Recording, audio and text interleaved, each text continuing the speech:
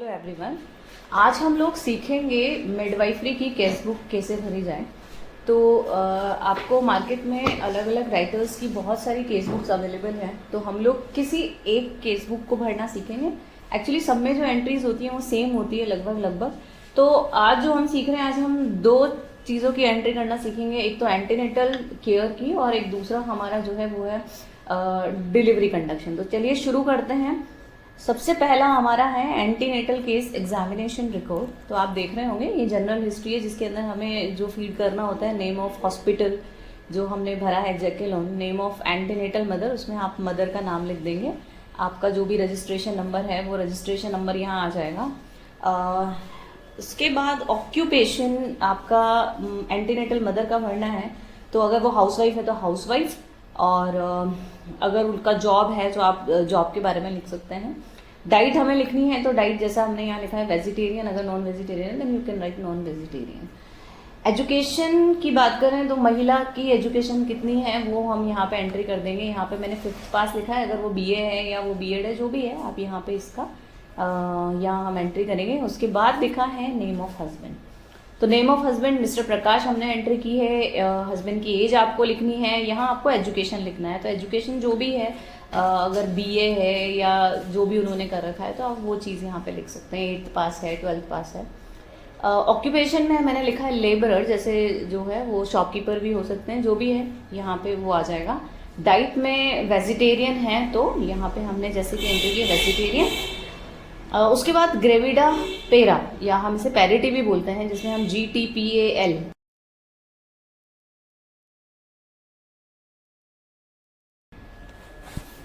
हमने जी gravida P is para था हमारा, लेकिन यहाँ पे इन्होंने जो दिया है that's gravida, P is preterm birth, L is living children, और ए से इन्होंने अबॉर्शन दिया है, और टी से टर्म बर्थ दिया है। तो ग्रेविडा का मतलब जैसा कि क्या होता है कि नंबर ऑफ प्रेगनेंसी। तो ये जो महिला है रमा, वो 2 बार प्रेग्नेंट हुई है। एक अभी वाला जिसके लिए वो हमारे पास एंटीनेटल एग्जामिनेशन के लिए आई है, और एक वो पहले जो वो प्रेग्नेंट प्रीवियस रह चुकी है। टर्म बर्थ एक हुआ है, मतलब एक इनका जो है एक बेबी हो चुका है। प्रीटर्म बर्थ की बात करें तो 0, यानी एक भी बेबी जो है टाइम से पहले डिलीवर नहीं हुआ है। और ए से अबॉर्शन भी 0 है तो हमने 0 डाल दिया। एंड लिविंग चिल्ड्रन अगर देखें लाइफ चाइल्ड कितने हैं, तो लाइफ चिल्ड्रन उनके 1 हैं, तो हमने यहाँ 1 एंट्री कर दी है। उसके बाद LMP एंड EDD आता है। LMP is last menstrual period and EDD is expected date of delivery. तो LMP जो है वो हमें महिला बताएंगी कि उनकी लास्ट मेंस्ट्रुअल पीरियड क्या है, उससे हम लोग EDD कैलकुलेट करते हैं। तो EDD कैलकुलेट करने का सिंपल सा फॉर्मूला है, आपको 9 मंथ प्लस 7 डेज ऐड करने हैं। तो आप देख रहे होंगे कि ये 14 है, तो 14 में अगर हम +7 करते हैं तो आपका आता है 21। और अगर 4 यानी अप्रैल की बात है, तो अप्रैल में अगर आप 9 मंथ जोड़ें तो आपका जनवरी आ जाएगा। चूँकि ईयर चेंज हो चुका है तो ये 2023 से 2024 हो जाएगा। उसके बाद हमें भरना है एड्रेस, जो भी उसका एड्रेस होगा वो हम यहाँ पे फिल करेंगे। उसके बाद नेक्स्ट पेज पे आते हैं, that is past obstetrical history. Past obstetrical history का मतलब यही है कि उसकी पिछली अगर डिलीवरीज हुई हैं तो पिछली डिलीवरी की क्या हिस्ट्री रही है। तो जनरल हेल्थ कंडीशन पिछले डिलीवरी में जो था उसकी गुड थी before pregnancy, and during pregnancy भी गुड थी तो हमने यहाँ गुड दिया है। अगर पुअर थी then you can write the poor. Normal duration of cycle, ये हम बात कर रहे हैं मेंस्ट्रुअल हिस्ट्री की। मेंस्ट्रुअल यानी उसके मेंसेस कैसे आते हैं। तो नॉर्मल ड्यूरेशन, तो ड्यूरेशन मतलब उनका साइकिल कितने ड्यूरेशन का रहता है, तो वो आपका रहता है 4 डेज का। तो आपने 4 डेज लिख दिया, हमने रमा से पूछा और जो इसकी एंट्री यहाँ आई। उसके बाद हम ये एक टेबल देख रहे हैं जिसके अंदर मदर का और चाइल्ड का जो है वो हिस्ट्री हमें फीड करनी है। तो सबसे पहले हम देख रहे हैं मदर का, देखें तो नंबर ऑफ प्रेगनेंसी, तो हम फर्स्ट नंबर ऑफ प्रेगनेंसी जो उसकी हुई थी उसके बारे में इसमें लिखेंगे, क्योंकि ये पास्ट हिस्ट्री के बारे में है। मतलब इस प्रेगनेंसी से पहले वाली जितनी भी प्रेगनेंसीज है, जितनी भी डिलीवरी हुई है, उसका हमें इसके अंदर इंफॉर्मेशन फिल करना है। तो फर्स्ट प्रेगनेंसी उसकी हुई थी, तब डेट ऑफ डिलीवरी हमने लिखा कि 7 नवंबर 2021 को उसकी पहली डिलीवरी हुई। और बेबी कैसा हुआ, तो फुल टर्म डिलीवरी थी। नेचर ऑफ डिलीवरी नॉर्मल थी। नेचर ऑफ परप्यूरियम अगर हम देखें तो वो भी नॉर्मल था।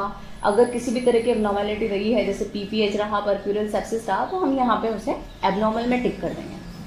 अबॉर्शन की बात करें तो चूंकि डिलीवरी ये आपकी पहली थी और अबॉर्शन हुआ ही नहीं है, तो हमने यहाँ पे क्रॉस लगा दिया। हाँ, अगर आपके पास अबॉर्शन का केस आता है तो फिर अबॉर्शन किस तरह का हुआ है, स्पॉन्टेनियस यानी अपने आप हुआ है, या फिर इंड्यूस यानी करवाया है डॉक्टर के पास जाके, तो जो भी आपका राय आप उस पर टिक कर देंगे। उसके बाद चाइल्ड की हम हिस्ट्री भर रहे हैं, तो जो प्रीवियस बर्थ हुआ था, जो पहला आपका लाइव बच्चा है, वो कैसे, उसका जब जन्म हुआ था तो वो अलाइव था या स्टिल बोर्न पैदा हुआ था। तो हमारी प्रीवियस डिलीवरी में, लाइक मेरे केस में अलाइव था तो मैंने अलाइव भरा है। सेक्स बच्चा कैसा था, तो सेक्स में मेरा फीमेल थी तो आपने एफ भर दिया, अगर मेल आएगा तो यहाँ पे आप एम भर देंगे। Weight at birth, weight at birth जो भी रहा है, जैसे 3 kg है तो यहाँ पे हमने 3 kg फिल करा है। आपके अगर 2.5 किलो का है तो आप 2.5 किलो, जो भी वेट है वो यहाँ मेजर करके लिख देंगे। डेवलपमेंटल माइलस्टोन, डेवलपमेंटल माइलस्टोन में देखिए बहुत ज़्यादा इन्फॉर्मेशन महिला के पास नहीं होती है। आप सिर्फ इतना पूछेंगे महिला से कि क्या समय से चलना शुरू कर दिया था, समय से बोलना शुरू कर दिया था, तो अगर महिला कहती है कि हाँ टाइम पे ही किया था, तो आप ये लिख सकते हैं achieved in time developmental milestone में। एक हमारा जो पॉइंट है यहाँ पे है presence of anomalies at birth, तो जन्म के समय क्या कोई कॉन्जेनाइटल एनॉमली थी, विकृति थी, अगर थी तो आप यहाँ पे विकृति का नाम लिख देंगे। चूंकि हमारी नहीं थी तो हमने यहाँ पे लिख दिया नील। ये याद रखें, ये जितनी भी पूरी एंट्री हमने करी है ये पास्ट ऑब्स्टेट्रिकल हिस्ट्री है, यानी प्रीवियस पहले जितनी भी डिलीवरीज हुई है उसके बारे में भरेंगे। चूंकि रमा की ये दूसरी डिलीवरी थी, डिलीवरी है या प्रेगनेंसी है, तो हमारे पास एक ही प्रेगनेंसी की हिस्ट्री है। अगर कोई महिला है जिसके तीसरी डिलीवरी हो रही है तो फिर आपके पास यहाँ पे सेकंड की एंट्री भी आपको करनी पड़ेगी कि भाई नंबर ऑफ प्रेगनेंसी सेकंड है और सेकंड वाली की डिलीवरी कब हुई वो, और सेम इसी तरह से जैसे हमने फिल करा है ये सारा फिल करना होगा। नेक्स्ट अगर हम देखें तो present condition of pregnant mother. अब हम हिस्ट्री से निकलकर प्रेजेंट कंडीशन पे आ गए, तो जो प्रेग्नेंट मदर है उसकी अभी फिलहाल वर्तमान में जनरल हेल्थ कंडीशन क्या है। तो जनरल हेल्थ कंडीशन में आपके पास 3 ऑप्शन है, या तो फेयर होगी या पुअर होगी। हमारी जो है फेयर है तो हमने इसको फेयर पे टिक कर दिया। उसके बाद हम हाइट की बात करें तो हाइट कितनी है, तो हमने हाइट 5 फुट 2 इंच महिला की थी तो वो हमने लिख दिया है। वेट कितना है, हमने वेट लिख दिया है 56 किलोग्राम। एनीमिक कंडीशन यस और नो, तो एनीमिक कंडीशन नहीं थी। वो कैसे हमें पता चला, हमने यहाँ पे आप देखें इधर हीमोग्लोबिन वैल्यू लिखी हुई है 11.7 ग्राम पर डीएल। तो हम जो है एक महिला का अगर हीमोग्लोबिन 11 से कम चला जाता है तब उसे एनीमिया के अंदर मानते हैं, स्पेशली इन प्रेगनेंसी। तो 11.7 तो एनीमिक कंडीशन नहीं है। एडिमा की बात करें तो we are asking to the mother कि कहीं स्वेलिंग है क्या, तो अगर उसके फेस पे स्वेलिंग है तो फेस पे टिक करेंगे, फीट पे है तो फीट पे। जनरलाइज यानी पूरी बॉडी में अगर आपको स्वेलिंग नजर आ रही है और नहीं है तो आप नील पे टिक करेंगे। तो यहाँ रमा को जब हमने ऑब्जर्व किया तो स्वेलिंग जो थी वो नजर नहीं आई, तो हमने टिक कर दिया यहाँ पे नील पे। नेक्स्ट आपका आता है बावल मूवमेंट। बावल मूवमेंट यानी हम बात कर रहे हैं कहीं महिला को कॉन्स्टिपेशन डायरिया तो नहीं है। तो यहाँ आप देख रहे होंगे 3 ऑप्शन है, वही डायरिया है, कॉन्स्टिपेशन है या फिर नॉर्मल बावल मूवमेंट, मतलब ना उसे कॉन्स्टिपेशन ना डायरिया, तो यहाँ हम उसे नॉर्मल पे टिक कर देंगे।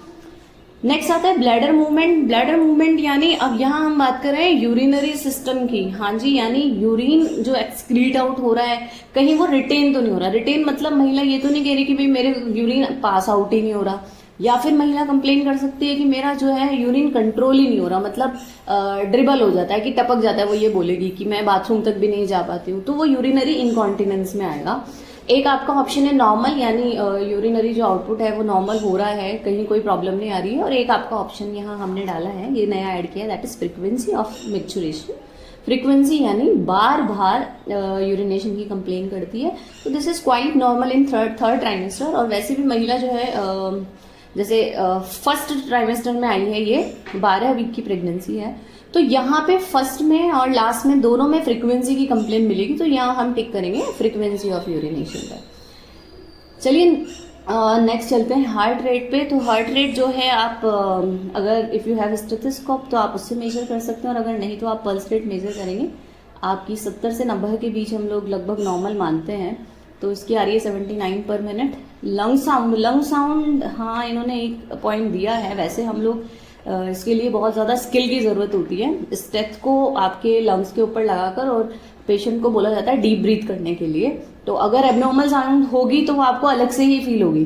तो अगर आपको नज़र आती है देन यू राइट एबनॉर्मल, और अगर आपको लंग साउंड किसी तरह की स्पेसिफिक सुनाई नहीं देती है, सिर्फ ब्रीदिंग साउंड सुनाई देती है, तो आप इसे लिखेंगे नॉर्मल, जैसा कि हमने यहाँ पे एंट्री किया है। कंडीशन ऑफ टीथ, ये इसकी नीड नहीं भी है अगर आप नहीं भी भरना चाहें। बाकी कंडीशन ऑफ टीथ ठीक है, नॉर्मल है। अगर टीथ नहीं है या टूथ जैसे कम है तो आप उसकी भी इसके अंदर एंट्री कर सकते हैं, पर इसका खास उसकी कंडीशन में योगदान है नहीं। तो नेक्स्ट आता है presence of minor elements. Minor elements मतलब हम कहते हैं कि प्रेगनेंसी के दौरान कहीं कोई छोटी मोटी प्रॉब्लम जैसे महिला की अगर हम फर्स्ट ट्राइमेस्टर की बात करें तो मॉर्निंग सिकनेस, वॉमिट होना या नोजिया होना की एक कंप्लेन होती है, और इसी तरह से फ्रिक्वेंसी ऑफ मिक्चुरेशन की कंप्लेन होती है, और भी बहुत सारे माइनर एलिमेंट्स है जो फर्दर प्रेगनेंसी आगे एडवांस होती जाएगी और नई नई बढ़ती जाएगी। तो फिलहाल चूंकि ये महिला फर्स्ट ट्राइमेस्टर में आई है, इसे मॉर्निंग सिकनेस की कंप्लेन थी तो हमने उसे स्पेसिफाई कर दिया। मॉर्निंग सिकनेस आप जानते ही होंगे, सुबह को होने वाली वॉमिटिंग जो कि आपका प्रेगनेंसी हार्मोन की वजह से हो रही है, तो ये हमने यहाँ पे एंट्री कर दिया है।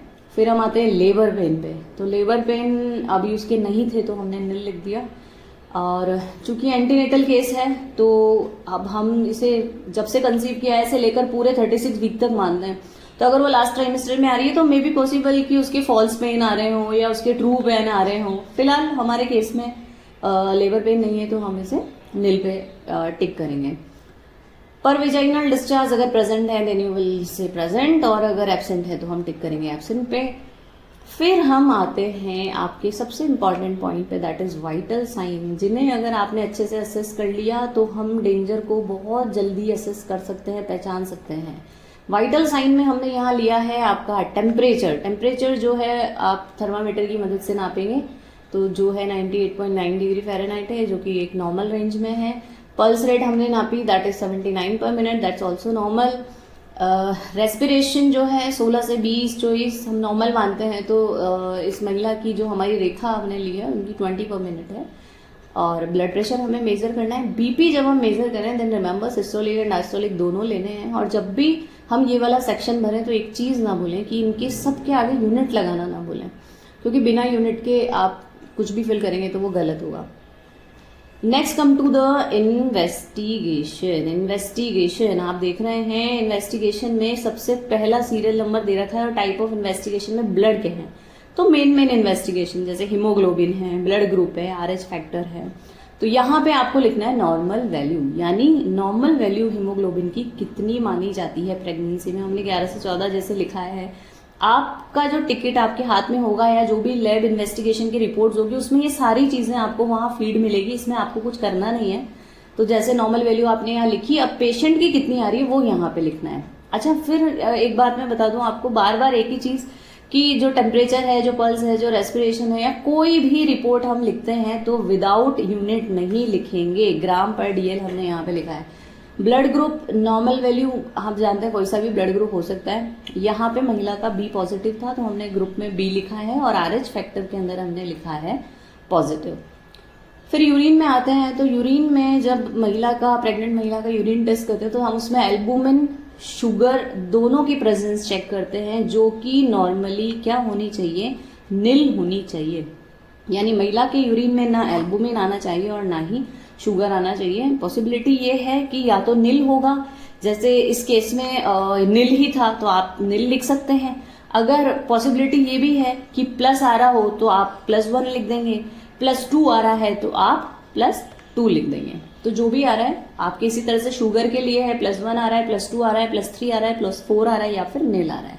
पॉसिबिलिटी सारी हैं। तो जो भी करना ये है, हमें टिकट देखना है, उसकी रिपोर्ट्स देखनी है, उसके अकॉर्डिंग ये फिल करना है। जैसा कि तीसरा पॉइंट आपका रिएक्शन है, तो रिएक्शन में हम यूरिन की pH की बात करते हैं तो वो 6 से 7.5 होती है। हमें रिपोर्ट में देखना है, जो भी उसका रिएक्शन है वो यहाँ एंट्री करनी है। और इसी तरह से स्पेसिफिक ग्रेविटी जो कि यूरिन की 1.005 से 1.03 होती है, उसमें से जो भी आपकी एक आई है वो आपको यहाँ पे फिल करना है। तो ये हमारी present condition of pregnant mother थी। उसके बाद हम अल्ट्रासाउंड, आप देख रहे होंगे अल्ट्रासाउंड डन नॉट डन, तो अगर करवा रखी है तो डन पे आप टिक करेंगे, और अगर उसकी कोई सिग्निफिकेंट फाइंडिंग्स हैं, जैसे इसके अंदर है कि FHR जो है वो 150 पर मिनट आ रही है, तो वो आप स्पेसिफाई कर सकते हो। और अगर एडवांस स्टेज में आई है, मतलब अगर वो सेकेंड ट्राइमेस्टर में आ रही है, थर्ड ट्राइमेस्टर में आ रही है, तो वहाँ पे प्रेजेंटेशन भी होगा, पोजीशन भी होगी, तो वो भी आप इसके अंदर स्पेसिफाई कर सकते हैं।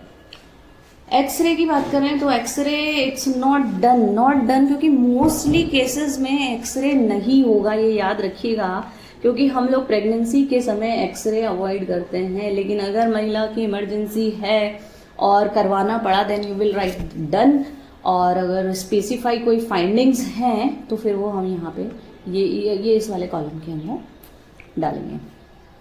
उसके बाद आपका आता है obstetrical examination, that is the important part जो आपको करना है। ऑब्स्टेट्रिकल एग्जामिनेशन में हमारी पहली एंट्री जो हमें भरनी होती है, that is shape of gravida uterus. तो शेप में एक सिंपल सी चीज़ आप याद रखें कि अगर शुरुआती 3 महीने के अंदर अंदर महिला आती है, then you will write globular. अगर वो महिला सेकेंड ट्राइमेस्टर में आ रही है तो आप इसको पायरिफॉर्म और ओवॉइड लिख सकते हैं, शेप आपको दिखाई दे रहा होगा। और अगर महिला थर्ड ट्राइमेस्टर में आ रही है, then you will write spherical. तो कौन से ट्राइमेस्टर में महिला आपके पास एंटीनेटल चेकअप के लिए आ रही है, उस हिसाब से आप शेप लिख देंगे। फर्स्ट में ग्लोब्यूलर, सेकंड में आपका पायरिफॉर्म, और थर्ड में आपका स्फेरिकल। इसके बाद आते हैं हम लोग एब्डोमिनल गर्थ पे। तो एब्डोमिनल गर्थ क्या है ये मैं आपको क्लियर कर दूं। प्रेगनेंसी में जो हम एब्डोमिनल गर्थ निकालते हैं वो हम निकालते हैं महिला के अम्लाइकस पे, यानी हमें क्या करना है, जो इंच टेप है वो महिला के अम्लाइकस पे से लेते हुए मेजर करना है। तो सेंटीमीटर में वो जो भी आएगा वो हम यहाँ लिख देंगे। लेकिन remember one thing, that abdominal girth 24 week से पहले मेजर नहीं करते हैं। तो यहाँ पे चूंकि ये महिला हमारी 12 वीक पे थी, इसलिए हमने ये एंट्री इसके अंदर शो नहीं की है। तो याद रखिए एब्डोमिनल गर्थ जो आएगी वो आएगी 24 वीक से स्टार्ट होगी। और करना क्या है, आपको इंच टेप लगाना है अम्लाइकल कोड पर, और उसे मेजर करके जो भी आता है सेंटीमीटर में, तो आप you will right it in centimetre आगे लगा दीजिएगा, ठीक है। इसी तरह से नेक्स्ट आपका आता है हाइट ऑफ यूट्रस। तो हाइट ऑफ यूट्रस जो है that is also known as fundal height. अगर हमने आप लोगों ने पढ़ा हो ये, तो ये भी आपकी 20th वीक, 20वें वीक के बाद, याद रखें कौन से वीक, 20th वीक के बाद मेजर करते हैं, उससे पहले पहले मेजर नहीं होता। सेम केस 12 वीक का, इसलिए हमने हाइट ऑफ यूट्रस नहीं नापी है।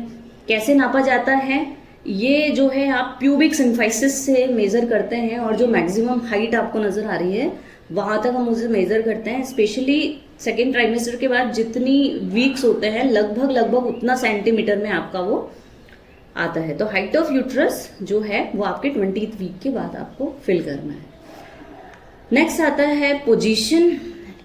पोजीशन है, प्रेजेंटेशन है, ये मैंने आपको समझाने के लिए यहाँ पे फिल किया है ये कि भाई पोजीशन क्या पॉसिबल है। LOA मतलब होता है लेफ्ट, O से होता है ऑक्सीपिटल एंड A से होता है anterior, left occipital anterior. Total 8 positions possible हैं। इसमें से जो सबसे ज्यादा पाई जाती है वो LOA और ROA है। वो भी कब, जब प्रेजेंटेशन हो आपका ये सिफिलिक, ठीक है। तो प्रेजेंटेशन में आपके पास क्या क्या एंट्री हो सकती है, या तो बच्चे का सिर नीचे की तरफ होगा तो आप सिफिलिक भरेंगे, या फिर बच्चे के बटक्स नीचे होंगे तो आप ब्रीच डालेंगे, और अगर बच्चे के शोल्डर्स हैं light transverse then you will write shoulder presentation. तो हमारे यहाँ पे 3 ऑप्शंस आते हैं, या तो सिफिलिक, ब्रीच या फिर शोल्डर। और प्रेजेंटेशन के बाद ही आप पोजीशन असेस कर सकते हैं। तो एक चीज याद रखें ये भी कि प्रेजेंटेशन एंड पोजीशन भी 28वें वीक के बाद ही मेजर कर सकते हैं या फिर असेस कर सकते हैं। उससे पहले प्रेजेंटेशन और पोजीशन पता करना संभव नहीं है। तो ये सिर्फ समझने के लिए हमने भरा है, क्योंकि अगर आपका गेस्टेशनल एज 12 वीक आ रही है तो फिर ये सारे कॉलम आपके लगभग खाली छूटेंगे। एब्डोमिनल गर्थ हम नहीं भरेंगे, आपकी हाइट हम नहीं भरने वाले, पोजीशन एंड प्रेजेंटेशन ये सारे हमारे यहाँ पे ब्लैंक रहेंगे। फिर आपने गेस्टेशनल एज भरी है तो वो वीक्स के अंदर हमें कैलकुलेट करनी है, तो हम LMP से वीक्स कैलकुलेट कर सकते हैं डेज के हिसाब से कितने दिन हो गए। जैसे 7 ही दिन हुए तो 1 वीक हुआ है, 14 दिन हो गए तो 2 वीक हुए हैं, तो इस हिसाब से आप लोग इसे कैलकुलेट कर लेंगे। स्किन मार्क्स में हमने यहाँ एंट्री की है नो। क्यों? क्योंकि अभी प्रेगनेंसी जो है वो 12 वीक्स की है और 12 वीक्स पे किसी भी तरह के स्किन मार्क्स प्रेजेंट नहीं होते हैं। आपके जो कॉमन स्किन मार्क्स हैं उसमें एक आपका आता है लेनिया निग्रा, जो कि आपके 20th वीक के बाद प्रेजेंट होता है। एक आपका आता है स्ट्रा ग्रेविडेरम, जो कि आपके 28th वीक के पर लगभग, या फिर हम कह सकते हैं 3rd ट्राइमेस्टर में स्टार्ट हो जाता है। और एक होता है आपका कोएजमा ग्रेविडेरम, जो कि चेहरे पे जो जिसे हम लोग फेस मास्क भी बोलते हैं, चेहरे पे निशान हो जाते हैं, झाइयाँ जिसे हम कह सकते हैं, वो आपका जो है वो 2nd ट्राइमेस्टर में प्रेजेंट होता है। तो यहाँ पे चूंकि 12 वीक है तो यहाँ हमारा स्किन मार्क्स नील आया है। तो ये आप याद रखें कि अगर 2nd ट्राइमेस्टर है तो आप कोएजमा ग्रेविडेरम लिख देंगे। और एक छोटी सी एक सिंपल सीधी सी लाइन नजर आती है, हेयर लाइन, जो कि आपके अम्लाइकस से शुरू होकर प्यूबिक सिम्फाइसिस तक, उसे हम कहते हैं लीनिया निग्रा। वो भी 2nd से 3rd, स्पेशली 3rd ट्राइमेस्टर में प्रेजेंट होती है। और स्ट्रा ग्रेविडेरम में हल्की हल्की लाइंस या स्कार्स होते हैं, जो कि अम्लाइकस से लेके सिम्फाइसिस तक प्रेजेंट होते हैं। ये भी आपका लास्ट ट्राइमेस्टर में आएगा। तो कुछ स्पेसिफिक पॉइंट्स हैं जो मैंने यहाँ पर अलग से डाले हैं। वो ये है, एक तो कि जैसे फीटल हार्ट साउंड का यहाँ ऑप्शन है कि फीटल हार्ट रेट कितनी है। तो ये आप याद रखें कि फीटल हार्ट साउंड ना 10 से 12 वीक पे जाके आपको ऑडिबल होगी। तो उससे पहले की अगर कोई महिला आपके पास आई है तो आप ये जो फीटल हार्ट रेट वाला जो ये कॉलम है, आप इसको खाली छोड़ सकते हैं अगर वो पहले का आप केस भर रहे हैं। तो हम जो फीटल हार्ट रेट भरने वाले हैं वो भरने वाले हैं 10 से 12 वीक की प्रेगनेंसी से। प्रेजेंटेशन एंड पोजीशन मैंने आपको बताया कि ये 28वें वीक के बाद ही संभव है कि किसी महिला में फीटस की पोजीशन और प्रेजेंटेशन को हम असेस कर सकें। और फीटल हार्ट रेट जैसे हम भरनी है तो फीटल हार्ट रेट ये याद रखें, जैसे 9 से 12 वीक की प्रेगनेंसी है तो वो लगभग 140 से 170 बीट्स पर मिनट आपका नॉर्मल आएगा। और 12 वीक के बाद अगर हम देख रहे हैं से लेकर बर्थ तक तो 120 से 160 बीट पर मिनट को हम लोग सामान्य मानेंगे। ये एंट्रीज बहुत इंपॉर्टेंट है, क्योंकि अगर फीटल हार्ट रेट 120 से नीचे जा रही है इसका मतलब बेबी जो है या फीटस जो है वो डिस्ट्रेस में जा रहा है। इसी तरह से 160 के ऊपर है तो वो भी फीटस की एक डेंजर स्टेट में होना शो करता है। तो इन दोनों केसेस में these are the emergency situation, you have to refer the case, या आपको डॉक्टर को इन्फॉर्म करना होगा। नेक्स्ट एंट्री जो है वो है record of prenatal visit. तो ये महिला जो है, ये महिला पहली बार आज विजिट पे आई है, 12/7/2023 हमने जैसे एंट्री किया है। और कौन से वीक पे आई है? 12 वीक्स पे आई है। और फंडल हाइट अगर हम देखें तो फंडल हाइट कहाँ पे है? प्यूबिक सिम्फाइसिस पे। अगर थियोरी आपने अच्छे से पढ़ी हो तो आपको याद होगा कि 12वें वीक पर फंडल की जो हाइट होती है वो प्यूबिक सिम्फाइसिस पे ही होती है। पोजीशन एंड प्रेजेंटेशन हियर ये हमने छोड़ दिया ब्लैंक। क्यों छोड़ा है ब्लैंक? क्योंकि फिर वही 28th वीक ऑफ प्रेगनेंसी के बाद ही हम पोजीशन एंड प्रेजेंटेशन असेस कर सकते हैं। उसके बाद वाइटल साइंस है, तो अगर आपने टेम्परेचर लिया है तो आप यहाँ टेम्परेचर लिखें। आपकी पल्स है 79 पर मिनट, वो डाल दिया आपने। रेस्पिरेशन आपने डाल दिया। बीपी ब्लड प्रेशर नापा हुआ आपने डाला।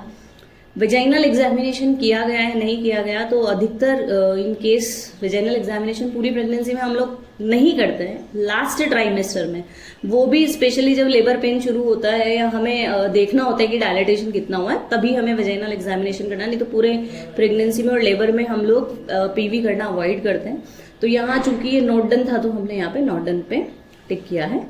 FHS फीटल हार्ट साउंड आपको कितनी सुनाई दी है वो आप यहाँ पे डाल देंगे, वो भी पर मिनट होगी तो पर मिनट आप एंट्री कर देंगे। एंड एनी एंटीनेटल ट्रीटमेंट अगर टेकिंग बाय मदर, लाइक समझ लीजिए प्राइमरी इनफर्टिलिटी या सेकेंडरी इनफर्टिलिटी का केस है और महिला डॉक्टर को शुरू से दिखा रही थी और कोई ट्रीटमेंट चल रहा था, तो वो आप यहाँ पे डालेंगे। फॉलिक एसिड यहाँ पे एंट्री करने की जरूरत नहीं, क्योंकि एंटीनेटल ट्रीटमेंट नहीं है वो, तो यहाँ पे हमने इसको नील छोड़ दिया, किसी भी तरह का कोई ट्रीटमेंट नहीं चल रहा है। ये याद रखिएगा, जैसे महिला आपके पास 2nd या 3rd ट्राइमेस्टर में आ रही है तो हो सकता है कि वो उसकी 2nd या 3rd विजिट हो, तो यहाँ पे जो हम एंट्री करेंगे वो इस तरह से करेंगे। सबसे पहले कब आई थी, 1st विजिट की एंट्री करेंगे, उसके बाद जब वो 2nd बार कब आ रही है 2nd की एंट्री करेंगे, उसके बाद वो 3री बार आई जब 3री बार क्या था उसकी एंट्री करेंगे, और अगर वो 4th बार आ रही है तो 4th बार की एंट्री करेंगे। ये सारी की सारी आपको कैसे फिल करना है मैं आपको एक्सप्लेन कर ही चुकी हूँ। इसके बाद हम लोग आते हैं एंटीनेटल एडवाइस पे। ये सबसे इम्पॉर्टेंट पार्ट है जो भरने के लिए भी इम्पॉर्टेंट है और काउंसलिंग के लिए भी इम्पॉर्टेंट है। ये ऐसा पार्ट है जो अभी भी हमारे क्लिनिकल एरियाज में मिसिंग है। तो पहले पॉइंट पे चलते हैं। पहला हमारा पॉइंट है न्यूट्रिशन। एक महिला गर्भवती है, आप उसको न्यूट्रिशन के लिए क्या सलाह दे सकते हैं? तो पहला हमने क्या एडवाइस किया है उसे कि balance diet should be taken. उसको बैलेंस डाइट यानी संतुलित आहार लेना है। Diet should include fruits, vegetable, whole grains, lean, protein. तो ये सब चीज़ें क्या है, मतलब अब जैसे अगर कोई महिला है और वो इलिटरेट है, अनएजुकेटेड है, वो आपके पास आती है तो आप उसको सलाह दोगे कि बल फल खाया करो, सब्जियां खाओ और आप फलियां ज़्यादा खाइए, आप फैट भी खाइए, घी भी खाइए। आप घी के लिए मना नहीं करेंगे क्योंकि ये सब चीज़ों की आवश्यकता पड़ेगी उसे प्रेगनेंसी के दौरान। इसी तरह से अब चूंकि प्रेगनेंसी है और यहाँ इस केस में हमारे ये फर्स्ट ट्राइमेस्टर में है, फॉलिक एसिड बहुत ज़्यादा इंपॉर्टेंट होता है। वैसे फॉलिक एसिड सप्लीमेंटेशन दिया जाता है, फिर भी हम महिला को ग्रीन लीफी वेजिटेबल, GLV जो मैंने लिखा है, green leafy vegetable and fortified cereals. Fortified cereal क्या होता है? आजकल अनाज के अंदर अलग से आपके जैसे फॉलिक एसिड उसके अंदर मिक्स कर दिया जाता है उसकी वैल्यू को बढ़ा देने के लिए, न्यूट्रिटिव वैल्यू बढ़ाने के लिए। तो आप उस तरह का भी आटा है या उस तरह का भी कोई सीरियल है तो वो इस्तेमाल कर सकते हैं। बीन्स जो हैं, जो फलियां हैं, जो ये काफ़ी रिच होती है फॉलिक एसिड के लिए, तो फलियों का इस्तेमाल करने के लिए भी हम उस महिला को एडवाइस करेंगे। आयरन की बात करें तो आयरन के लिए महिला को कहेंगे वही फोर्टिफाइड सीरियल मैं आपको बता रही हूँ। आजकल बहुत से आटा इस तरह का आ रहा है जिसके अंदर आयरन फोर्टिफाइड पहले से ही किया हुआ आ रहा है, आयरन मिक्स करके आ रहा है। वो आटा देखने में हल्का सा ब्लैक नजर आता है पर वो आयरन में इतना रिच है, अगर प्रेग्नेंट मदर उसे खाए तो उसकी आयरन की कमी जो है वो कभी नहीं रहेगी। तो उसके लिए हम सुझाव दे सकते हैं जैगरी गुड़ और जैसे बाजरा, अगर आपने सुना हो, तो ये सब आयरन के रिच सोर्स है। तो एक महिला को स्पेशली अगर ग्रामीण महिला है तो उसके लिए हम ये सारी उसको सलाह देंगे। कैल्शियम, न्यूट्रिशन में कैल्शियम का भी एक इम्पॉर्टेंट रोल है। बच्चे की बोन्स डेवलप हो रही हैं तो यहाँ हम माँ को क्या सुझाव देने वाले हैं कि दूध पीजिए, चीज़ पनीर संभव है वो खाइए, योगर्ट आपके पास, आप दही खा सकते हैं, आप लेग्यूम्स अगर हैं, फलियां हैं या बीज हैं, सीड्स हैं, नट्स हैं, वो भी ले सकते हैं। इसी तरह से प्रोटीन है तो प्रोटीन का सोर्स में आपका मिल्क भी प्रोटीन का काफ़ी अच्छा सोर्स है। बाकी नट्स में जैसे हम बात करते हैं काजू, बादाम, तो ड्राई फ्रूट अगर पॉसिबल नहीं है, लो इकोनॉमिकल एरिया की महिला है या आपको लगता है कि इकोनॉमिकली वो इतना सक्षम नहीं है तो आप उसको ग्राउंड नट्स यानी मूंगफली खाने के लिए भी सलाह दे सकते हैं। तो ये सुझाव आपको न्यूट्रिशन में देना है। उसके बाद हम भरते हैं नेक्स्ट, अगर हम आए तो एंटीनेटल एक्सरसाइजेस। तो एंटीनेटल एक्सरसाइजेस में आपको मैं ये क्लियर कर दूं कि ये सारा डिपेंड करेगा उसकी एंटीनेटल कंडीशन पे। तो ये हर महिला के लिए सेम नहीं रहेगी क्योंकि कुछ महिलाएं जो होती हैं वो अबॉर्शन प्रोन होती हैं, मतलब जिन महिलाओं के अब मिसकैरेज होने का खतरा हो या जिनके ब्लीडिंग होने का डर रहता है या APH का केस है, तो ऐसे में हम एक्सरसाइज प्रेफर नहीं करते हैं। ये जितनी भी एंट्री हमने करी है ये नॉर्मल, एक महिला है, नॉर्मल ग्रोथ चल रहा है, तो हम क्या बोलेंगे उसमें, एनकरेज रेगुलर एरोबिक एक्सरसाइज। उसमें एक्सरसाइज में कोई बहुत बड़ी या हैवी एक्सरसाइज नहीं करनी है, वॉकिंग करनी है, स्टेशनरी साइकिलिंग, जो आपने देखा होगा कि वो एक साइकिल होती है जिसपे स्टैंड पे लगी हुई, उससे बस साइकिलिंग करनी है। ब्रीदिंग टेक्निक में अगर आपने अनुलोम विलोम सुना हो, डीप ब्रीदिंग एक्सरसाइज है वो करनी है। आप स्ट्रेचिंग कर सकते हो आपकी हैंड मसल्स की, आपके पैरों के मसल्स की, और आप मेडिटेशन कर सकते हैं। तो मेडिटेशन एंड योगा के लिए आप महिला को इनकरेज कर सकते हैं। उसके अलावा यहाँ पे आप contracting and relaxing pelvic floor muscles, जिसके अंदर आप केगल एक्सरसाइज करते हैं। केगल एक्सरसाइज में आप पेल्विक फ्लोर को कॉन्ट्रैक्ट करते हैं और फिर उसको रिलैक्स करते हैं। इसी तरह से नी पुशअप एक्सरसाइज भी की जाती है, वो आप करेंगे थर्ड ट्राइमेस्टर में। थर्ड ट्राइमेस्टर में इसलिए कि उससे पहले हम नहीं करेंगे क्योंकि प्रीटर्म लेबर होने का डर रहता है। तो ये सारी एक्सरसाइज जो है वो टाइम के अकॉर्डिंग है। जैसे स्क्वाड्स है तो स्क्वाड्स भी हम लोग लास्ट ट्राइमेस्टर में करते हैं। तो ये कुछ एक्सरसाइजेस हैं जो आपको करनी है। उसके बाद फैमिली प्लानिंग में है कि फैमिली प्लानिंग की एंट्री हमने यहाँ नीचे की है इधर, तो आपको दिख रहा होगा contraception options for after child birth should be discussed. यहाँ आपको ये लिखना है क्या कि जो भी बर्थ के बाद कॉन्ट्रासेप्शन ऑप्शंस लेने हैं वो महिलाएं से पहले ही डिस्कस करना है। याद रखें, बाद में हम डिस्कस नहीं करने वाले, पहले से प्लान करने वाले हैं। जैसे ब्रेस्ट फीडिंग, आप जानते हैं कि ब्रेस्ट फीडिंग एक नेचुरल कॉन्ट्रासेप्टिव मेथड है, तो महिला को ब्रेस्ट फीडिंग के बारे में समझा देंगे कि भाई ये बेस्ट मेथड है, तो आप डिलीवरी के बाद ब्रेस्ट फीडिंग मेथड जो है उसे प्रमोट करें। और जो कपल्स हैं जिनकी फैमिली साइज कंप्लीट हो चुकी है तो उनको हम परमानेंट मेथड के बारे में भी समझाएंगे, क्योंकि डिलीवरी के वक्त में भी अगर सिजेरियन हो तो साथ में ही ट्यूबैक्टमी की जा सकती है। तो ये सारे options you will discuss at the time of pregnancy, not the time of delivery. तो एंटीनेटल चेकअप के लिए वो जब भी आएगी तो ये सारा फैमिली प्लानिंग का हमें उससे डिस्कस करना है। उसके बाद फोर्थ पॉइंट हमारा आता है पर्सनल हाइजीन। पर्सनल हाइजीन जो है वो बहुत इंपॉर्टेंट रोल रखता है प्रेगनेंसी के दौरान, क्योंकि एक तो आपको महिला को इन्फेक्शन से बचाएगा, महिला को इन्फेक्शन नहीं होगा तो डेफिनेटली फीटस को तो चांस ही नहीं बनता है। तो करना क्या है, regular hand washing should be done, brushing teeth twice a day जो हम नॉर्मल हम करते ही हैं, टेक रेगुलर शावर और बाथ। महिला को कहना है कि नहाना रोज है, clean genital area with and wear clean and comfortable clothing. Genital area clean रखना है, सिर्फ वाटर से वॉश करना है, क्लियरली इंस्ट्रक्ट करें, सोप यूज में नहीं लेना है। और क्लोथिंग जो है वो भी क्लीन और कंफर्टेबल क्लोथिंग पहननी है। और keep feet clean and dry. देखिए क्या होता है, जैसे जैसे प्रेगनेंसी बढ़ती है वैसे वैसे महिलाओं के पैरों में स्वेलिंग की कंप्लेन आती है, तो उनको ये करना है कि फीट को क्लीन रखना है, ड्राई रखना है। और अगर स्वेलिंग आपको लगे तो शूज कंफर्टेबल पहनना है। ऐसा नहीं आपका पहले साइज का जो शूज है आप वही पहन रही है तो वो अनकंफर्टेबल हो सकता है महिला के लिए। Trim the nails regularly. Nails अगर बड़े हुए हैं तो वो एक बहुत बड़ी पोर्टल ऑफ एंट्री का रास्ता प्रोवाइड करते हैं वायरस और बैक्टीरियाज को। तो नेल्स महिला को कहना है कि ट्रिम करके रखने हैं। अवॉइड शेयरिंग टावल्स, रेजर्स और टूथब्रशेस। प्रेग्नेंट महिला का टावल, रेजर अगर है या टूथब्रश है तो वो किसी से शेयर नहीं करना है।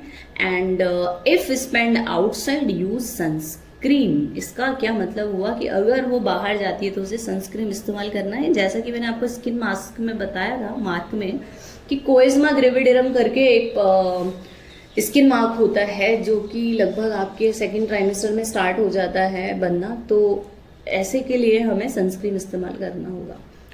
तो और एक आपका ये है कि as due date approaches perineal area should be clean properly. और जैसे जैसे आपको लगे कि डिलीवरी का समय पास आ रहा है, आपकी ईडी नज़दीक है, तो महिला को हमें सलाह देना है कि उसे पेरिनियल एरिया क्लीन करना है। उसके बाद एडवाइस में नेक्स्ट आपका पॉइंट आता है rest and sleep. Rest and sleep में महिला को क्या बोलना है हमें, go to bed and wake up at the same time each day to establish regular sleep schedule. अगर आप चाहते हैं कि मुझे सेम टाइम पे नींद आ जाए, सेम टाइम पे मैं उठ जाऊं, तो उसके लिए आपको क्या करना पड़ेगा, आपको एक नियम बनाना पड़ेगा कि आपका समय आपको फिक्स करना पड़ेगा सोने का और उठने का। उससे महिला को नींद अच्छी आएगी। दूसरा, जो स्लीप का एनवायरनमेंट है वो कैसा होना चाहिए, कंफर्टेबल एनवायरनमेंट होना चाहिए, जैसे लाइटिंग डिम आप रखेंगे, नॉइज नहीं होना चाहिए। दूसरा है आपका sleep 8 hours at night and 2 hours during day time. आप दिन भर में कुछ भी कर रहे हो, आपको दिन में 2 घंटे आराम करना ही करना है और रात को 8 घंटे की नींद वो निकालेंगी। तो ये एडवाइस हम प्रेग्नेंट महिला को देने वाले हैं। और keep the bedroom dark and quite. Avoid heavy meals before bed time. ये जरूर एडवाइस करें आप महिला को कि बेड टाइम पे हैवी मील नहीं लेनी है। रात के 7 to 8 शाम की अगर हम बात करें उससे पहले डाइट जो है वो फिनिश कर देनी है। और उसके अलावा engage in regular moderate physical activity during day. ऐसा बिल्कुल नहीं है कि प्रेगनेंसी के दौरान महिला को सिर्फ आराम करना है। डे टाइम में महिला जो है वो फिजिकल एक्टिविटी करेगी। टेक शॉर्ट रेस्टफुल नैप्स, और अगर वो थकती हैं तो वो झपकी भी ले सकती हैं बीच में। Sleeping on left side. और एक और चीज़ उसे एडवाइस करनी है कि जब भी वो सोए तो लेफ्ट साइड जो है हम उसे लेटने के लिए एनकरेज करेंगे, वहाँ पे कार्डियक आउटपुट अच्छा होगा, तो ब्लड सप्लाई अच्छी होगी, तो काफ़ी सारी प्रॉब्लम्स तो ऐसे ही रिजॉल्व हो जाएंगी। Avoid over exertion. बहुत ज़्यादा हार्डवर्क नहीं करना है। तो ये वाला हमारी सारी एंट्री हो गई एंटीनेटल असेसमेंट की। उसके बाद अगर अपन नेक्स्ट उस पर आते हैं तो नेक्स्ट हमने जो एंट्री करनी है वो करनी है conduction of delivery. Conducting normal delivery record में सेम चीज जो हमने एंटीनेटल में भरी थी वो सारी एंट्रीज हैं। नेम ऑफ हॉस्पिटल, जिस भी हॉस्पिटल में डिलीवरी करा रही है आप वो भर दीजिए। रजिस्ट्रेशन नंबर आपके पास है आप वो भरेंगे। आईपीडी नंबर यानी इन पेशेंट डिपार्टमेंट नंबर। महिला चूंकि एडमिट होगी, अभी तक एंटीनेटल में ये चीज़ नहीं थी, ये इसमें बढ़ गई है क्योंकि महिला एडमिट हो गई है तो एडमिट होने का एक नंबर उसे मिलेगा, वो आपको यहाँ एंटर करना है। नेम ऑफ एंटीनेटल मदर आपने लिखा रेखा, एज 30 ईयर्स। एजुकेशन जो भी उसकी एजुकेशन है। ऑक्यूपेशन हमने बताया था प्रीवियस में, हाउसवाइफ है तो हाउसवाइफ। डाइट यहाँ नॉन वेजिटेरियन है, आपने यहाँ पे नॉन वेजिटेरियन एंट्री किया। नेम ऑफ हस्बैंड जो भी होगा वो आपने यहाँ लिखा, जैसे राधा मोहन है, एज उसकी 36 है तो यहाँ पे 36 आपने फिल किया। एजुकेशन जो भी है पति की वो आपने यहाँ पे फिल कर देनी है। ऑक्यूपेशन में शॉपकीपर है तो यहाँ पे आपने शॉपकीपर लिख दिया। और डाइट में हस्बैंड की डाइट नॉन वेजिटेरियन। यहाँ नेक्स्ट आता है वापस वो सेम जो हमने एंटीनेटल में भरा, इट्स ग्रेविडा। अगर कितनी बार प्रेग्नेंट हुई है तो ये महिला भी 2 बार प्रेग्नेंट हुई है, 1 बार पहले हुई थी तो यहाँ ग्रेविडा 2 भर दिया। टर्म बर्थ यानी एक उसका बच्चा है तो एक आपने यहाँ डाल दिया। प्री टर्म बर्थ नहीं हुआ है एक भी तो आपने यहाँ नील छोड़ दिया। अबॉर्शन नहीं हुआ तो यहाँ नील छोड़ दिया। अगर प्री टर्म है, एक हुआ है तो आप प्री टर्म 1 लिख दीजिए, अबॉर्शन है तो अबॉर्शन लिख दीजिए। एंड लिविंग चिल्ड्रन यानी जीवित कितने बच्चे हैं, तो अभी तक एक ही बच्चा है तो उसकी एंट्री हमने यहाँ कर दी है। उसके बाद LMP and EDD same thing जो हमने एंटीनेटल में भरी थी, इट्स लास्ट मेंस्ट्रुअल पीरियड, कब आए थे वो आप महिला से पूछकर भरेंगे। और उसके बाद EDD यानी एक्सपेक्टेड डेट ऑफ डिलीवरी, उसका फॉर्मूला सिंपल है, +9 मंथ +7 डेज, जो आप लोग कैलकुलेट करके यहाँ पे फिल करेंगे। Time and of onset of labour, labour कितने बजे शुरू हुआ है, तो आपको पता है कि लेबर हम कब से मानते हैं, जो ट्रू लेबर पेन स्टार्ट होते हैं तब से मानते हैं। तो जब भी शुरू हुआ वो टाइम आपको यहाँ पे नोट करना है। And date and time of delivery, तो जैसे कि मैंने यहाँ फिल करा है कि भाई 13 तारीख को दिन में 1:20 पे डिलीवरी उसकी हुई थी, तो वो आपको यहाँ पे फिल करना है। उसके बाद अगर हम आए तो admission notes with obstetrical significance, जो काम की मेन चीज़ें हैं, जैसे date and time of admission, कब एडमिशन करवाया, और ऑनसेट ऑफ लेबर, पेन कब शुरू हुए वो आपने एंट्री कर देनी है। During admission condition of mother, तो जैसे गुड थी तो गुड लिखा है, अगर यहाँ पे पुअर भी पॉसिबल है, एवरेज भी या तो गुड होगी या फिर पुअर होगी तो वो आप फिल कर सकते हैं। टाइम ऑफ डिलीवरी आपने यहाँ पे डाल दिया। जनरल कंडीशन वही वापस, अच्छा यहाँ जनरल कंडीशन हमने जो एंट्री करी है वो है डिस्चार्ज के वक्त, तो जब भी आप मदर को डिस्चार्ज कर रहे हैं तो वो फेयर थी, पुअर थी, इंडिफरेंट थी, वो आप लिख देंगे। Date and time of discharge, चूंकि मेरे केस में डिस्चार्ज हुआ नहीं था तो हमने एंट्री नहीं की है, पर आप डिस्चार्ज का डेट एंड टाइम यहाँ पे एंट्री कर देंगे। रेफरल कंडीशन, चूंकि रेफर किया ही नहीं है, आराम से अच्छे से डिस्चार्ज हो गई है तो नो, और अगर हाँ कोई प्रॉब्लम हुई, कॉम्प्लिकेशन हुआ, लाइक PPH था, आपको रेफर करना पड़ा, तो आप यहाँ पे यस पे क्लिक कर देंगे, टिक कर देंगे। नेक्स्ट एंट्री है एब्डोमिनल पैल्पेशन। एब्डोमिनल पैल्पेशन यानी PA जो हम करते हैं तो उसमें कंडीशन ऑफ यूट्रस कैसी नजर आ रही है, तो चूंकि ये डिलीवरी के लिए केस आ रहा है तो यहाँ पे यूट्रस की कंडीशन देखो क्या पॉसिबल है, या तो रिलैक्स्ड होगा या कॉन्ट्रैक्टेड होगा। अगर लेबर पेन चालू हो गए तो वो डेफिनेटली कैसा होगा, कॉन्ट्रैक्टेड होगा। कॉन्ट्रैक्टेड की वजह से हमें हार्ड फील होगा थोड़ा सा वो। Relationship of fetal head to maternal pelvis, वो हमें हम नहीं डिसाइड कर सकते, वो जैसे लाइक अगर डॉक्टर वहाँ पे है और उन्होंने PA करके या PV के थ्रू भी इससे पता चलता है, तो वो जैसे 5/5 5/5 अबव पेल्विक रिव्यूम आ रहा है तो ये आपको यहाँ पे एंट्री करनी है। फंडल हाइट, मैंने आपको पहले भी बताया कि फंडल हाइट जो होती है वो आप लोग 28 वीक के बाद या 20 वीक के बाद भी मेजर कर सकते हैं। प्यूबिक सिम्फाइसिस से लेकर कितनी उसकी हाइट जा रही है वो हमें इंच टेप से नापनी होती है, और वो लगभग जितने वीक से उतना सेंटीमीटर आता है। लाइक 36 वीक थे इसके तो 36 सेंटीमीटर आ रहा है। Presentation as I have told you, cephalic हो सकता है, शोल्डर हो सकता है, या फिर ब्रीच हो सकता है। तो चूंकि सिर नीचे की ओर है तो ये प्रेजेंटेशन सिफेलिक है। एब्डोमिनल गर्थ मैंने आपको पहले भी बताया, अम्लाइकस स्पेस से आप महिला का जो मेजरमेंट है एब्डोमेन का वो लेंगे, वही आपका एब्डोमिनल गर्थ होगा। वीक्स ऑफ गेस्टेशन कितने आ रहे हैं, जैसे इस महिला का जो वीक्स ऑफ गेस्टेशन था वो आपका 36 था, तो यहाँ पे 36 अपन एंट्री कर देंगे। उसके बाद पास्ट ऑब्स्टेट्रिकल हिस्ट्री के अंदर आपको दिखाई दे रहा होगा नंबर ऑफ प्रेगनेंसी। तो चूंकि इस महिला की सेकंड नंबर की डिलीवरी हो रही है तो अपन पास्ट में पहली प्रेगनेंसी के बारे में भरेंगे। तो यहाँ हमने नंबर ऑफ प्रेगनेंसी बता दिया कि भाई पहली है। उसके बाद डेट ऑफ डिलीवरी जो है भाई इतनी तारीख को डिलीवरी हुई थी, फुल टर्म हुआ था, प्री मेच्योर हुआ था तो वो फुल टर्म था, तो फुल टर्म आपने एंट्री किया।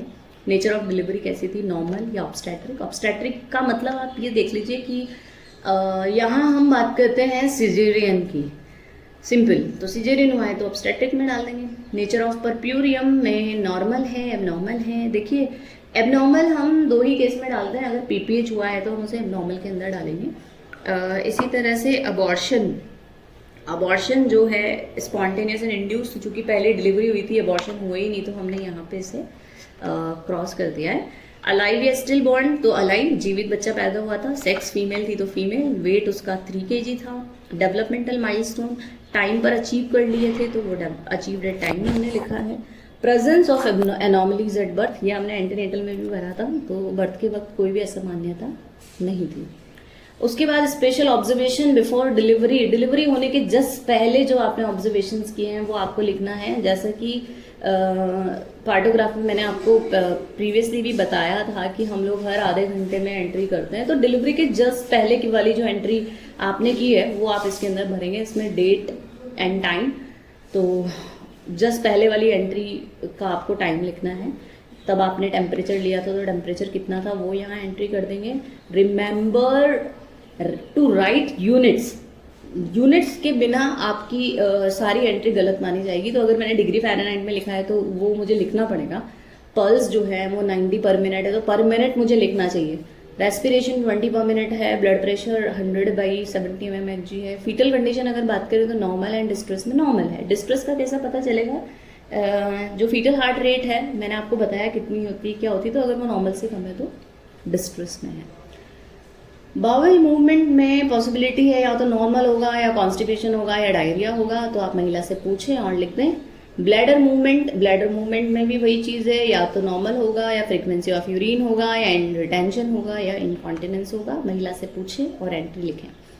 इन्वेस्टिगेशन में ब्लड, यूरिन और यूएसजी। डिलीवरी के वक्त महिला सारी रिपोर्ट्स अपने साथ लेकर आएगी, तो ये तीनों रिपोर्ट्स आपको मिलेगी वहीं पे और उसमें से देखकर आपको लिखना है। बहुत ज़्यादा एंट्रीज नहीं लिखनी है। कुछ एबनॉर्मल दिखाई देता है तो वो लिख दें, और अगर नहीं दिखाई देता तो NNN यानी नॉर्मल लिख दें। वेजाइनल एग्जामिनेशन अगर किया गया है तो आप वो लिख दें, और नहीं तो एंट्री नहीं करनी है। Notes on progress of labour, notes on progress of labour is just about the partograph हमने प्रीवियस वीडियोस के अंदर पार्टोग्राफ भरना सिखाया था, तो उसका डिस्क्रिप्शन लिंक हम लोग इसमें दे देंगे। पार्टोग्राफ में क्या करना होता है, प्रोग्रेस ऑफ लेबर हम भरते हैं, मैटरनल कंडीशन भरते हैं, फीटल कंडीशन भरते हैं। तो उसमें हमने क्या किया, ये सारी एंट्रीज हमने की है। 13/7/2023 को महिला जब हमारे पास आई, सुबह के 9 बजे से हमने एंट्री करना शुरू किया है। आप जानते हैं पार्टोग्राफ भरना हम शुरू करते हैं जब 4 सेंटीमीटर डायलेटेशन होता है। तो ये हमने कॉन्ट्रैक्शंस जब देखे तो 3 कॉन्ट्रैक्शन आ रहे थे। ड्यूरेशन ऑफ कॉन्ट्रैक्शन जो है वो 20 से 40 सेकेंड के लिए रहा, तो वो हमने एंट्री कर दी है। इंटरवल बिटवीन कॉन्ट्रैक्शन कितनी देर में आ रहा है, तो हर 10 मिनट में कॉन्ट्रैक्शंस आ रहे हैं। फीटल हार्ट साउंड हमने मेजर करनी है, वो हमने की 120 पर मिनट आ रही है। जनरल कंडीशन जो है वो गुड है, तो हमने यहाँ पे गुड दे दिया। टेम्परेचर जो है वो 98 डिग्री फ़ारेनहाइट है। पार्टोग्राफ भरते वक्त जो मैंने बताया था कि कुछ एंट्रीज हर आधे घंटे में होती है और कुछ एंट्री 4 घंटे में होती है। तो महिला का टेम्परेचर जो है वो हम 4 घंटे में लेते हैं। तो आप देख रहे होंगे 9 बजे 98 डिग्री था, उसके बाद 1 बजे हमने ठीक 4 घंटे बाद उसका मेज़र किया है। ये मैटरनल पल्स है जो हमने देखी है, तो वो 80 पर मिनट थी तो वो हमने डाल दिया। रेस्पिरेशन जो है वो 18 पर मिनट है तो वो हमने डाला है। ब्लड प्रेशर 120/70 mmHg था, तो ये इसके अंदर हो गया। ट्रीटमेंट स्पेसिफिक कोई दिया नहीं गया है। और हाँ, अगर आपको लगे कि सिंटो लगाया, ऑक्सीटोसिन लगाया, तो यहाँ पे आप इंजेक्शन ऑक्सीटोसिन कितना यूनिट दिया गया और किस रूट से दिया गया है वो सारी एंट्री यहाँ आप ट्रीटमेंट के अंदर करेंगे। और अगर आपने अलग से कोई केयर दी है तो वो केयर की सारी एंट्री इस कॉलम में होनी है। तो ये जितने भी प्रोग्रेस ऑफ लेबर पे आपने नोट्स बनाए हैं, इन्हीं के थ्रू हम पार्टोग्राफ फिल करने वाले हैं। जैसा कि हम लोग देखेंगे ऑनसेट ऑफ लेबर, जैसे हमने यहाँ इन्फॉर्मेशन भरी लेबर पेन कैसे थे, तो लेबर पेन जब शुरू हुआ था तो माइल्ड थे कि मॉडरेट थे कि सीवियर थे, तो माइल्ड थे तो हमने माइल्ड पे टिक करना है, और वो जब सीवियर हो रहे थे तो सीवियर पे करना है। सर्विक्स फुली डायलेट कब हुई, तो वो 1 बजे हुई, तो वो हमने एंट्री कर दिया। फीटल मेम्ब्रेन कब रप्चर हुई, 4 बजे, तो आपने 4 बजे की एंट्री कर दी है। अब वो भी पॉसिबल है 2 तरह से कि भाई रप्चर नेचुरली हुई है या डॉक्टर ने आर्टिफिशियली किया है, क्योंकि कई बार लेबर को इंड्यूस करने के लिए भी आर्टिफिशियली मेम्ब्रेन रप्चर करते हैं। तो जो भी होगा नेचुरल है तो नेचुरल, आर्टिफिशियल है तो आर्टिफिशियल पे आप टिक करेंगे। और अगर आर्टिफिशियल किया गया है तो क्यों किया गया है, वो रीज़न हमें यहाँ पे स्पेसिफाई करना है। नेक्स्ट आता है मोड ऑफ डिलीवरी।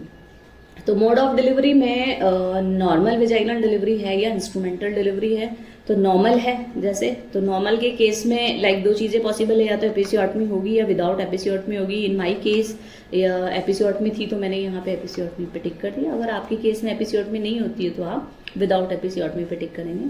अगर इंस्ट्रूमेंटल डिलीवरी है तो 2 चांसेस हैं, फोर्सेप्स एंड वैक्यूम। वैसे फोर्सेप डिलीवरी जो है आजकल नहीं होती है, ये पहले हुआ करती थी। आजकल वैक्यूम डिलीवरी का एक ऑप्शन हमारे पास रहता है, तो अगर वो वैक्यूम से हुई है तो आप वैक्यूम पे टिक कर देंगे। फिर हम आते हैं न्यूबॉर्न बेबी पे। तो न्यूबॉर्न बेबी जो आपकी हुई है उसका सेक्स क्या है, जैसे मेल हुई है, वेट 2.5 किलो है। अबगार स्कोरिंग हम लोग करते हैं, तो वो 1 मिनट पे कितनी आई है, तो जैसे 7 आई तो 7 है। 5 मिनट बाद हमने देखी तो अबगार स्कोरिंग आपकी 9 आई है। हम 7 to 10 जो है उसको नॉर्मल के अंदर कंसीडर करते हैं। अगर 7 से कम हुआ है तो उसे एक इमरजेंसी मान के NBR दिया जाता है। Date and time of delivery आपको एंट्री करनी है, जितने भी तारीख को जितने भी बजे डिलीवरी हुई है। कंडीशन ऑफ बेबी अलाइव या स्टिल, जीवित है तो अलाइव, मृत पैदा हुआ है तो स्टिल। इफ एस्फाइसिएटेड, मैसरेटेड एंड डेड, अगर बच्चे को सांस लेने में दिक्कत आ रही है या मृत हुआ है या किसी तरह की कोई एबनॉर्मैलिटी है तो यहाँ पर आप कारण लिख सकते हैं।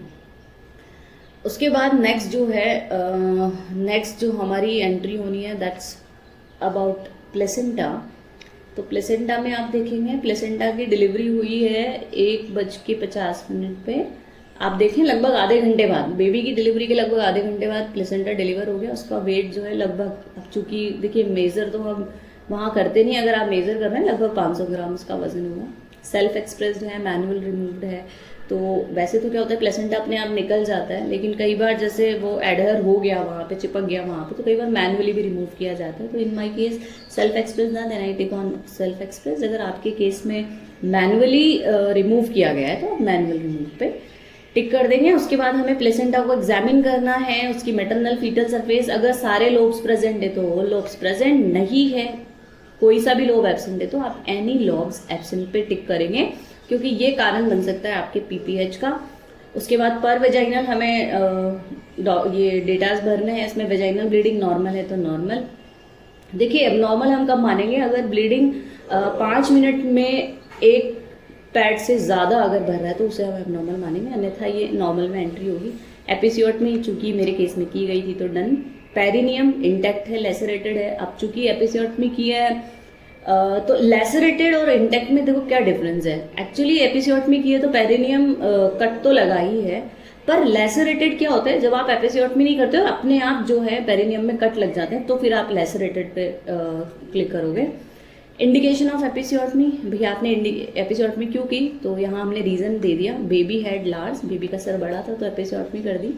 पेरिनियल टीयर हमें चेक करना है, तो उसमें आपको लिखना है भाई एब्सेंट है, पार्शियल है, कंप्लीट है। तो पेरिनियल टीयर नहीं है तो आपने एब्सेंट पे हमें देखना है। लेसरेशन, क्या सर्विक्स या वेजाइना या पेरिनियम में किसी भी तरह का कोई कट आया है, देन आपको यहाँ पे क्लिक करना है या टिक करना है। उसके बाद नेक्स्ट हमारी एंट्री आती है कॉम्प्लिकेशन। कॉम्प्लिकेशन में सबसे पहला आता है पोस्टपार्टम हेमरेज।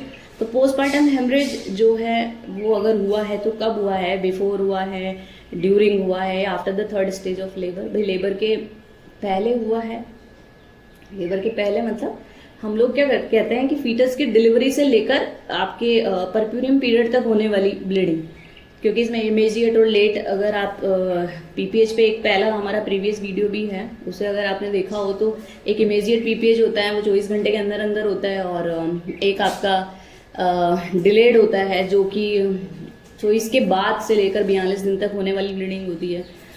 तो चूंकि अभी हम थर्ड स्टेज की बात कर रहे हैं, तो थर्ड स्टेज में अगर स्टार्टिंग में ही हो गया, दौरान हुआ है, बाद में हुआ है, तो वो हमें यहाँ पे इंडिकेट करना है। इन माई केस पीपीएच था ही नहीं, तो हमें लिखना है एनएडी लिख सकते हो, नील लिख सकते हो आप लोग। एनएडी मतलब नो एनी डायग्नोसिस, नील मतलब ही नहीं हुआ। और अगर पीपीएच है तो प्राइमरी है, सेकेंडरी है। प्राइमरी वही 24 घंटे में होने वाला, और बाद में हुआ है तो सेकेंडरी में टिक करेंगे। कोज ऑफ पीपीएच, पीपीएच के बहुत से कोजेस पॉसिबल हैं, स्पेशली रिटेन अगर प्लेसेंटा रहा है, अटॉनिक यूट्रस रहा है, तो इनमें से जो भी आप उस पर यहाँ पे स्पेसिफाई कर देंगे। और उसके बाद आपने जो मैनेजमेंट किया, लाइक आपने ऑक्सीटोसिन लगाया है, आपने अर्गोमेट्रिन लगाया है, या फिर आपने रेफर भी किया है, तो वो आप यहाँ पे स्पेसिफाई कर देंगे। अगर हमने ऑक्सीटोसिन लगाया, अर्गोमेट्रिन लगाया, और अगर आउटकम में हाँ भाई पीपीएच रुक गया है, ब्लीडिंग रुक गई है, तो वो डाल देंगे।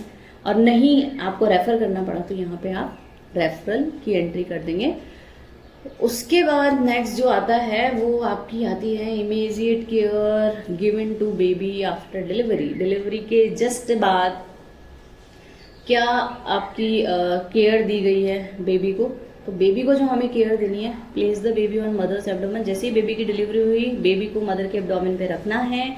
ये चेक कर लें मिकोनियम प्रेजेंट तो नहीं है। मिकोनियम एब्सेंट था तो बेबी को क्या किया हमने, ड्राई किया वार्म टॉवल के साथ और उसको क्लीन क्लोथ्स पहना दिए। तीसरी फिर केयर हम क्या करें, baby is wrapped in warm towel, warm towel में बेबी को रैप किया। Fourth, both the eyes are wiped with sterile gauze. तो दोनों आंखों को स्टेराइल गोज से क्लीन करना है। हम इनर कैंथस से लेकर आउटर कैंथस की ओर उसको क्लीन करते हैं। उसके बाद बेबी की जो ब्रीदिंग है वो हमने असिस की, जो कि 50 पर मिनट आ रही थी, जो कि एक नॉर्मल वो है। तो 50 पर मिनट ये हमने एंट्री लिख दी यहाँ पे। एज द पल्सेशन स्टॉप, हमने चेक किया कोड में पल्सेशन नहीं है, तो हमने क्लीन क्लैम्प वहाँ पे अप्लाई किया। और अप्लाई करने के बाद लगभग 2 से 3 सेंटीमीटर एब्डोमेन से लेते हुए उसे कट कर दिया। Baby is left between mother's breast with head and foot covered. और जो फाइनल चीज हमने की है वो ये की है, बच्चे के सर पे टोपी पहनाई, मोजे पहनाए, अच्छे से कपड़े पहना के उसे दोनों ब्रेस्ट के बीच में मार के मदर के पास पहुंचाया। तो that's a immediate care. Delivery के तुरंत बाद जो बेबी को हमने केयर दी है। उसके बाद आता है immediate care given to mother. उसमें आपको क्या करना है, after checking for placenta, perineal tear, uterus for tonicity. देखिए पीपीएच के जितनी भी इंडिकेशंस हैं वो पहले आप चेक कर लीजिए कि कहीं प्लेसेंटा अंदर रह तो नहीं गया, पेरिनियल टीयर तो नहीं है, यूट्रस अटॉनिक तो नहीं है। ये सारी चीजें क्लियर करने के बाद हम क्या करते हैं, पेरिनियल एरिया को क्लीन करते हैं और महिला को सैनिटरी पैड देकर उसके बटक्स में, अच्छा पैड जो है वो इस तरह से अप्लाई करना है बटक्स में भी, क्योंकि ब्लीडिंग इस वक्त बहुत सीवियर होगी या तेज होगी। तो ये अप्लाई करके महिला को हमें जो है हम दूसरे रूम में, या जो हम बोलते हैं लेबर रूम के बाद है, वहाँ शिफ्ट कर सकते हैं। Check the number of pad use. सिर्फ पैड लगाने के बाद एक चीज असेस करती रहनी है कि नंबर ऑफ पैड कितने वो यूज में ले रही है, जिससे हमें पता चलता रहेगा पीपीएच तो नहीं है। उसके अलावा मैटरनल कंडीशन हमें अभी देखनी है, तो बीपी, उसका पल्स, उसकी ब्लीडिंग हम चेक करें, और यूट्रस की टोन, क्योंकि यूट्रस की टोन जो है वो कॉन्ट्रैक्टेड ही होनी चाहिए, तभी जाकर महिला जो है बहुत जल्दी सामान्य अवस्था में आ पाएगी। और ये सारी चीज़ें अगर शुरुआती हम 2 घंटे की बात करें डिलीवरी होने के, तो वो हर 15 मिनट में ये सारी चीज़ें हमें असेस करनी है। उसके बाद mother is counselled for breastfeeding. अब चूंकि डिलीवरी हो चुकी है तो अब सबसे इंपॉर्टेंट काम होता है ब्रेस्ट फीडिंग का, तो उसके लिए हमें काउंसिल करना है। कोलोस्ट्रम इज प्रमोटेड, जो फर्स्ट ब्रेस्ट मिल्क होता है वो हमें प्रमोट करना है। उसके बाद ask the mother to maintain perineal hygiene, महिला को पेरिनियल हाइजीन मेंटेन करने के लिए बोलना है, क्योंकि एपिसियोटमी रिपेयर आपने किया है तो जब भी वो यूरिनेशन एंड डिफिकेशन के लिए जाएगी तो उसे बोलना है कि उसे क्लीन वाटर से वॉश करना है। देन बीटाडीन सोल्यूशन महिला को दिया जाता है, उससे उसे उसके स्टिचेस को क्लीन करना है। Ask the mother to take bath daily, that's very important, क्योंकि ये हाइजीन का पार्ट है। अगर वो ये नहीं करती है तो इन्फेक्शन के चांसेस बनते हैं, और अगर इन्फेक्शन हो गया तो जो आपका एपिसोड में रिपेयर है, जो स्टिचेस हैं वो जल्दी हील नहीं हो पाएंगे। And the last one is mother is encourage to pass urine, माँ को यूरिन पास करने के लिए एनकरेज करना है। तो ये केयर है जो हमें इमीडिएटली देनी है, जो मदर की अभी डिलीवरी हुई है उसके तुरंत बांध देनी है। तो ये पॉइंट्स हमें फिल करने हैं हमारी केस बुक के अंदर। और ये आपका पार्टोग्राफ, ये वाली एंट्री जो हमने प्रोग्रेस ऑफ लेबर करके मैंने जैसे कि आपको बताया था, जिसमें हमने 9 बजे से एंट्री करना शुरू किया था। तो ये देखिए आप 9 बजे उसका 5 सेंटीमीटर डायलेटेशन था, तो आपको दिख रहा होगा ये 5 सेंटीमीटर पहली एंट्री अलर्ट लाइन पे करते हैं। तो हमने क्या किया, सबसे पहले सर्वाइकल डायलेटेशन पे गए, 5 सेंटीमीटर पे गए, अलर्ट लाइन पे गए और हमने लगाया क्रॉस और यहाँ पे लिख दिया टाइम 9 बजे। बस यहीं से हमारा काम शुरू होता है। यहाँ 9 बजे तो नेक्स्ट वाला ब्लॉक 10 बजे का होगा, नेक्स्ट 11 का, नेक्स्ट 12 का, और ये जो बीच की लाइन है वो आपकी आधे घंटे की लाइन होगी। तो हर आधे घंटे में आपकी जो एंट्री करनी है, जैसे फीटल हार्ट रेट हमने दे रखी है वो आपने एंट्री की, आपकी ब्लड प्रेशर और बीपी, अच्छा महिला का बीपी हर 4 घंटे में लेना, तो वो आप देख रहे होंगे, एक 9 बजे एंट्री और एक 1 बजे एंट्री है। मैटरनल पल्स की हम लोग एंट्री कर रहे हैं। इधर हमने कॉन्ट्रैक्शन फील कर रहे हैं, जैसे आप देख रहे होंगे ऑब्लिक लाइन है, अगर 20 से 40 सेकंड के हैं तो ऑब्लिक लाइन में भरे हैं और 40 से ऊपर है तो हमने डार्क से भरे हैं। और फाइनली हमने आउटपुट क्या रहा है, it's spontaneous delivery of male child weighing 2.5 kg, तो वो हमने इसके अंदर स्पेसिफाई किया है। पार्टोग्राफ के बारे में डिटेल से जानने के लिए आप हमारे प्रीवियस वीडियो पे क्लिक कर सकते हैं, उसे देख सकते हैं। उसके बाद आपको जो लास्ट फाइनल पेज फिल करना है आपकी डिलीवरी का, वो है clinical chart of postnatal mother. उसमें हम क्या करते हैं, डिलीवरी के बाद अब क्या स्थिति रही है। जैसे 13/7 को डिलीवरी हो गई और उसके बाद से मैं 2 बजे वहाँ अवेलेबल थी। डिलीवरी के बाद मैंने उनका टेम्परेचर लिया, इट वॉज 98, मैंने 98 पे डॉट लगाया इधर। उसके बाद मैंने एंट्री किया 6 बजे, 4 घंटे बाद, तो वो 99 था, तो यहाँ मुझे 99 पे डॉट लगा दिया। और 10 बजे जो है वो वापस 98 था, यहाँ डॉट लगाया और इन तीनों को लाइन से मिला देना है। इसी तरह से पल्स रेट महिला की वो हम लोग यहाँ एंट्री कर देंगे, रेस्पिरेशन यहाँ एंट्री कर देंगे तीनों में, ब्लड प्रेशर की एंट्री कर देंगे, यूरिन और बावल मूवमेंट अगर कुछ एबनॉर्मल है तो लिखिए, अन्यथा आप एन यानी नॉर्मल इसके अंदर फिल कर सकते हैं। वेट महिला का वही रहेगा तो आप वो एंट्री कर सकते हैं। डाइट जो है, डाइट में आपने क्या दिया, जैसे 2 बजे दूध मिल्क, तो यहाँ पे मैंने मिल्क लिख दिया है। 6 बजे दलिया, तो दलिया की एंट्री आप कर सकते हैं, इससे ये रहे कि भाई उसने क्या चीज़ ली है, इनटेक का थोड़ा आइडिया रहेगा। And lochia is the secretion या डिस्चार्ज, वेजाइनल डिस्चार्ज डिलीवरी के बाद किस तरह का आ रहा है, तो वो रेड कलर का आ रहा होगा। तो आप रुब्रा आप देख रहे होंगे, 2 बजे हमने एंट्री करी रुब्रा, 6 बजे भी रुब्रा है। लगभग 4 दिन तक, 3 से 4 दिन तक चूंकि रेड ही डिस्चार्ज आता है तो उसको हम लोकिया रुब्रा कहेंगे। टोटल इनटेक अगर आपके पास इन्फॉर्मेशन है तो वो आप यहाँ पे लिख सकते हैं। आउटपुट की अगर आपके पास इन्फॉर्मेशन है, लाइक कैथेटर लग रहा है, तो आप कैथेटर से आउटपुट भी मेजर करके यहाँ पे फिल कर सकते हैं। एंड द लास्ट फाइनल जो चीज़ आपको फिल करनी है वो है condition of mother on discharge. महिला की डिस्चार्ज के वक्त कंडीशन कैसी थी, अगर वो फेयर थी तो फेयर, पुअर थी तो पुअर पे, और इंडिफरेंट तो इंडिफरेंट पे आप टिक करेंगे। यहाँ कंडीशन ऑफ चाइल्ड, बच्चे की कंडीशन क्या थी, तो वो फेयर थी तो आप फेयर पे टिक करेंगे। यहाँ आपको खुद के सिग्नेचर करने और यहाँ आपको सुपरवाइजर जिसके अंदर आपने ये डिलीवरी कंडक्ट कराई है उसके सिग्नेचर कराने हैं। तो ये हमारी 2 केस बुक की एंट्रीज हमने भरी, एक तो एंटीनेटल केस और एक कंडक्शन ऑफ डिलीवरी। आगे भी और एंट्रीज हैं, तो आई होप आपको ये वीडियो समझ आया होगा।